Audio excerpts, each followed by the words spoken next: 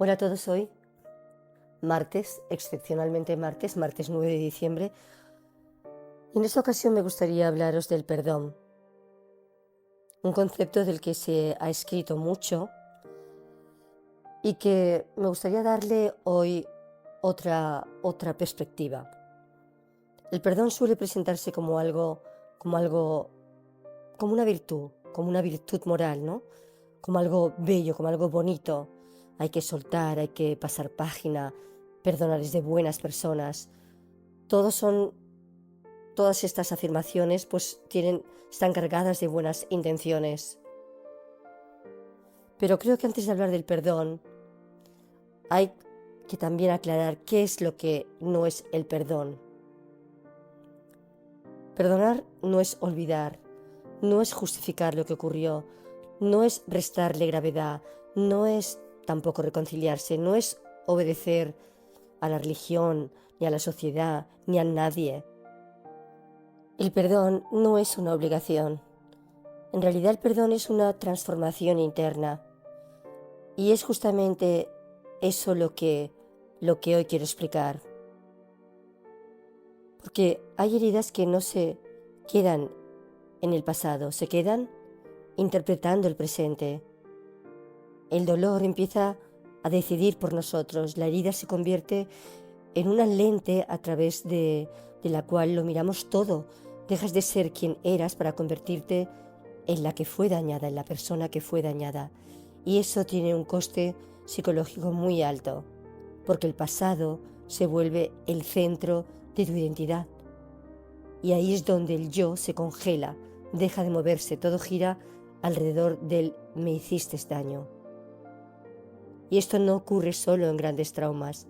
A veces basta un pequeño fallo concreto, alguien que no estuvo cuando era necesario, una decepción real pero puntual, y ese instante adquiere un tamaño desmesurado.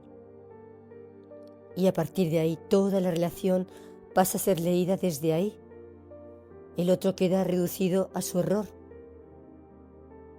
¿Y qué ocurre cuando el otro queda reducido a su error?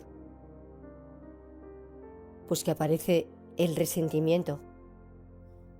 Ese resentimiento que no nace del daño, nace de la expectativa legítima no cumplida.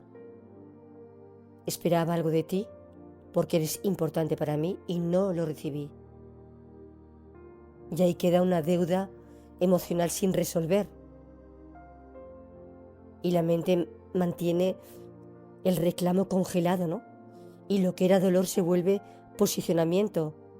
Y el vínculo entero queda atrapado en un ajuste de cuentas continuo. Cuando una relación es importante, esperar apoyo o presencia en un momento decisivo no es una fantasía, ni es un capricho tampoco, es una expectativa propia del vínculo. Esa es su legitimidad. Y el conflicto surge cuando ese apoyo no aparece y el daño se queda sin reparar. Lo que duele no es solo lo que pasó, sino la vivencia de que el otro no comprendió la importancia de aquello. Y aunque después el otro reconozca su parte, aunque se muestre dispuesto a hacerse quizás cargo del fallo, puede ocurrir que ya sea tarde para el yo herido. La falta ha adquirido un valor interpretativo mucho mayor que el que tenía originalmente. Y la persona herida ya no ve un episodio dentro de una historia más amplia, sino la prueba definitiva de que no puede confiar. Entonces el reproche deja de referirse al hecho puntual y se convierte en el eje desde el que se lee todo lo que el otro hace o deja de hacer. O sea, el hecho se vuelve argumento permanente y en ese punto el resentimiento ya no responde al daño inicial, sino a la identidad que se ha construido alrededor de él. Y aquí aparece la gran paradoja clínica. El daño que se hace desde el resentimiento puede ser mayor que el daño original. ¿Por qué? Porque ya no reaccionamos a lo que ocurre hoy, sino a lo que seguimos reactivando mentalmente. Y ahí es donde se empieza a castigar preventivamente, cuando se sospecha de todo, cuando se daña para protegerse. Es como si el trauma cambia de bando y la herida se amplifica. Y lo que pudo elaborarse resolverse, solucionarse, se enquista. Y al final lo que pudo repararse se rompe. Y eso es quedarse congelado en el daño. No importa que el otro reconozca a lo mejor su falla, por decirlo de alguna manera, el daño generado, que asuma su responsabilidad. Objetivamente, si fuera así, la herida podría repararse, pero el resentimiento ya ha quedado fijado, porque la identidad se ha organizado alrededor del reproche. Y soltar el reproche, ¿qué significaría? ¿Qué implicaría? Pues implicaría perder una posición, sí, una posición de poder que antes no existía. Porque cuando uno se siente lastimado, cuando una persona se siente lastimada, ocupa un lugar psicológico muy claro. Yo tengo razón, tú tienes la deuda. Y ese lugar, aunque sea doloroso, da seguridad, da autoridad moral, da argumento. Y renunciar a él da vértigo. Sí, puede dar vértigo.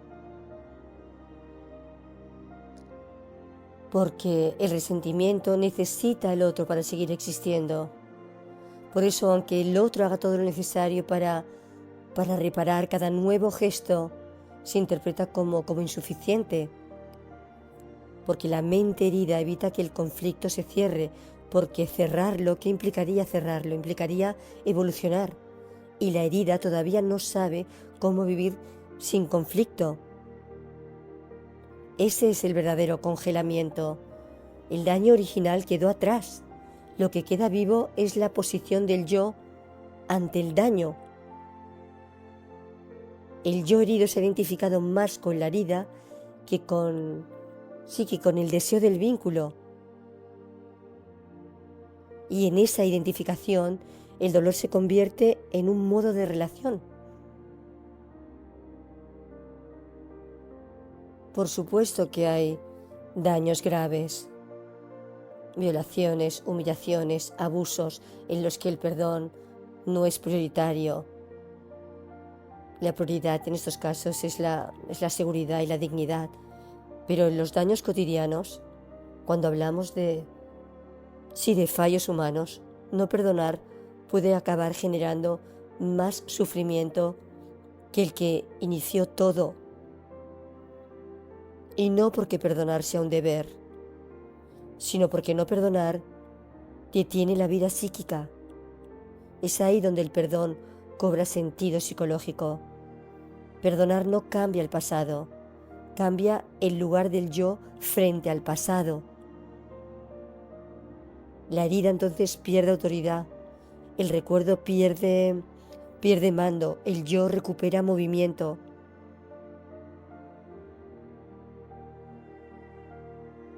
Perdonar implica volver a pensar desde el presente, tomar decisiones desde el presente, relacionarse desde el presente. El pasado queda en su sitio y tú te instalas en el presente. Porque podemos ver el perdón desde dos formas. Podemos entenderlo desde dos formas muy claras.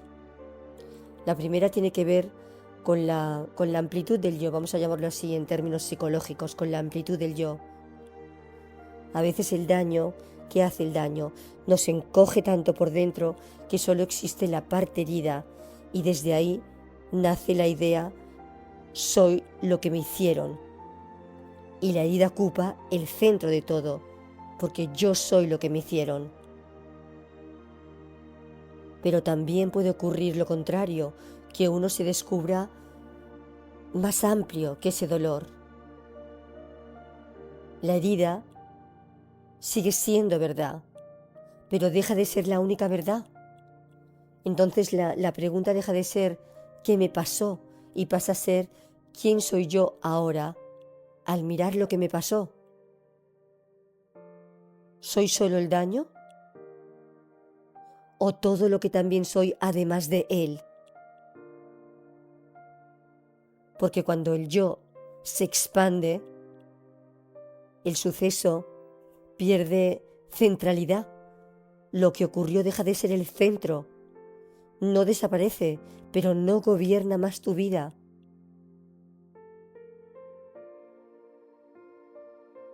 Y perdonar, visto así, es un indicador de que el yo ha recuperado proporción interna. ¿Qué quiere decir recuperar proporción interna?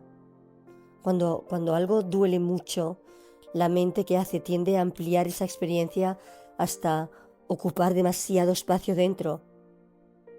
Y el daño deja de ser un capítulo y se convierte en el argumento principal de toda tu vida psíquica. Y eso es una pérdida de proporción. Cuando un hecho concreto pasa a interpretarlo todo, cuando la herida se vuelve identidad, cuando el dolor organiza la manera de relacionarse. Y recuperar esa proporción interna significa que la herida vuelve a su tamaño real dentro de tu historia. No la niegas, no la magnificas, simplemente la recolocas. Y el yo deja de ser la parte dañada y vuelve a ser el conjunto de posibilidades que la herida había reducido.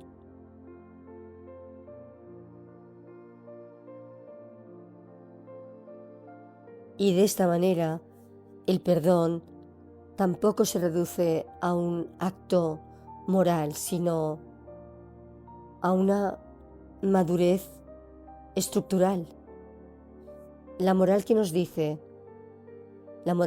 perdona porque está bien perdonar, pero no estoy hablando de eso. Estoy hablando de cómo está funcionando la mente. Y madurez estructural significa que tu identidad se amplía y que el yo es capaz de tolerar esas complejidades dentro de las relaciones y que la experiencia no queda fijada en un solo punto y que el pasado pierde el poder de dictar tu presente. Y no hablamos de santidad o de una superioridad moral. Aquí hay una arquitectura psíquica estable. Perdonar significa que el yo es más resistente y no solamente es definido por lo que le hicieron, que es capaz también de integrar contradicciones, que es menos dependiente del papel de víctima. Y ese cambio no busca agradar a nadie, busca dejar de estar preso de una escena. Y esta es la segunda forma de entender el perdón, la que tiene que ver con cómo funciona nuestra mente. Porque muchas veces el problema no es lo que pasó, sino cómo lo mantenemos mentalmente. La ofensa ya terminó, pero la mente no la suelta, la repite, la revive, la convierte en identidad. Y ese es precisamente el resentimiento, la continuidad del pasado en el presente. Es como si la mente dijera, esto sigue pasando, esto me define. Pero cuando uno ve ese mecanismo con precisión, sin justificarlo ni alimentarlo, algo ya se afloja. No hay un yo que defender.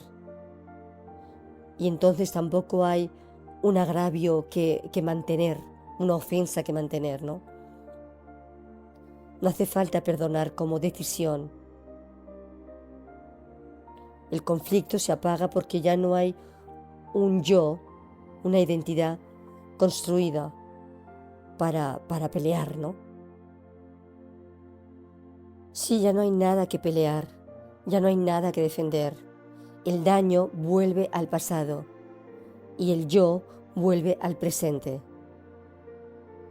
Perdonar no es crecer más que la herida, es dejar de ser la herida que se defiende continuamente. Y podríamos resumirlo así de alguna manera, ¿no? En un caso, ese yo se amplía y en el otro, el yo se desidentifica, ¿no? O sea, he ampliado la mirada y he dejado de identificarme con el yo herido.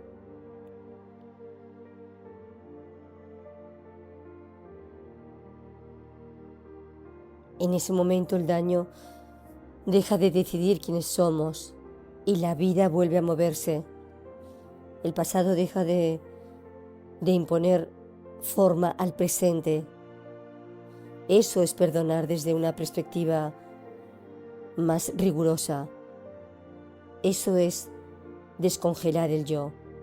No hay obligación de perdonar, no hay plazos, no hay recetas, pero cuando perdonar ocurre, significa algo muy preciso, que la herida ya no es la identidad, que voy a decirlo de esta manera aunque suene un poco fuerte, que el agresor o el fallo del otro ya no tiene el mando y que la mente se abre a más posibilidades que la defensa. Perdonar no es ser mejor persona, es ser una persona más libre.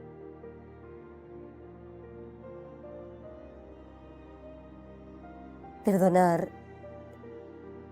siempre abre una puerta y muchas veces esa puerta conduce a algo decisivo, que es volver a encontrarse. Cuando el reproche deja de ocuparlo todo, aparece la posibilidad de mirar al otro sin el peso de aquella escena. No se borra lo que ocurrió, pero se deja de exigir que lo ocurrido ordene el presente. Reconciliarse no es volver atrás, es reconocer que aún hay vida en ese vínculo, en esa relación, que la historia merece más capítulos que ese conflicto que lo congeló. Quizá no siempre sea fácil dar el primer paso, pero a veces basta con moverse un poco hacia el otro para descubrir que la distancia no era tan grande como parecía. Reconciliarnos cuando esa relación todavía merece la pena, cuando el vínculo lo merece, es recordar que nadie es reducible a su peor momento, que todos hemos fallado alguna vez y que el afecto también es una forma de memoria. Ojalá podamos permitir que lo aprendido duela menos y que lo que todavía nos une pese más. Gracias por estar aquí. Nos vemos el próximo lunes.